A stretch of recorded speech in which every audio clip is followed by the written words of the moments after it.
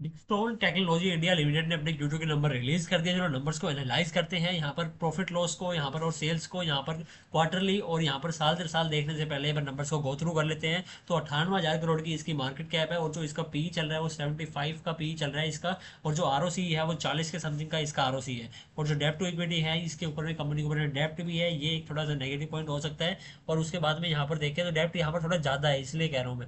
उसके बाद में कैश फ्लो देखें तो कंपनी का कैश फ्लो सही है। उसके बाद इन्वेस्टर्स देखें तो पब्लिक के पास में यहाँ पर 6 और 3 9 और 9 1 10, मतलब कि यहाँ पर ये लगा लो कि यहाँ पर 90% होल्डिंग है वो स्ट्रॉन्ग प्लेयर्स के पास में है। और जो कैश फ्लो है वो ठीक है। और यहाँ पर उसके बाद में यहाँ पर फिक्स एसेट देके कंपनी लगातार बढ़ा रही है, मतलब कि कंपनी की जो जो बिजनेस है वहाँ पर कंपनी के बिजनेस में ग्रोथ है, इसलिए वो अपनी जो प्रोडक्ट्स है जहाँ पर अपनी जो फैक्ट्रियाँ वगैरह लगा रही है वो यहाँ पर अच्छी खासी लगा रही है, क्योंकि यहाँ से हमें एक अंडरस्टैंडिंग मिल जाती है। और उसके बाद में यहाँ पर प्रॉफिट लॉस देखें तो कंपनी की सेल्स लगातार देखो कैसे एक्सपोनेंशियली भरी है, इसलिए शेयर प्राइसेस भी बढ़ के आए हैं। ठीक है, 2024 के मुकाबले जो सेल्स है 2025 में वो 38,000 करोड़ की सेल्स बढ़ के आई, क्योंकि यहाँ पर हमें दिखेगी बैलेंस शीट के अंदर में। तो 2024 से 2025 में जो यहाँ पर फिक्स एसेट है वो भी यहाँ पर देखो डबल हो गए, 2,774 करोड़ के। और इसमें यहाँ पर 2,000 करोड़ के समथिंग ही थे, तो मतलब कि डबल से यहाँ हो गए देखो 2023 से यहाँ पर। तो इसी से हमें एक आइडिया लगता है कि हाँ यहाँ पर ये कितनी तेजी से ग्रो हो रहा है। और यहाँ पर सितंबर 2025 में देख लो कितनी तेजी से यहाँ पर फिक्स एसेट है वो बढ़ रहे हैं। तो इसके कारण यहाँ पर एक अच्छा पॉइंट हो सकता है यहाँ पर। ठीक है, उसके बाद में ये इसलिए ये मतलब कि यहाँ पर प्रॉफिट लॉस बढ़ के आ रहा है, सेल्स इतनी इसलिए बढ़ रही है। उसके बाद में यहाँ पर ऑपरेटिंग प्रॉफिट मार्जिन का 4% का मार्जिन है।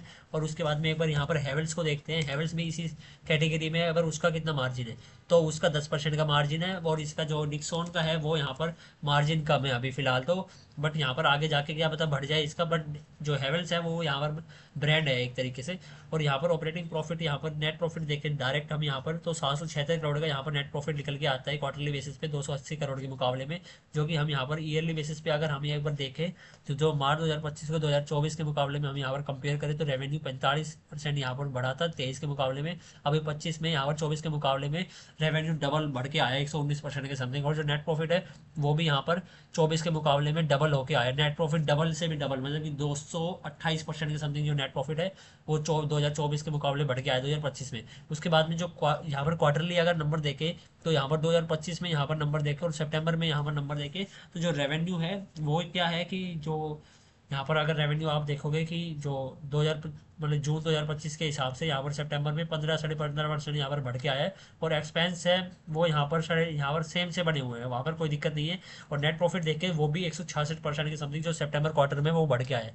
तो कंपनी एक तरीके से नई नई कंपनी, मतलब कि ये ग्रोइंग कंपनी है। अब यहाँ पर ये अपनी जो ब्रांड वैल्यू वो धीरे धीरे पकड़ बना रही है।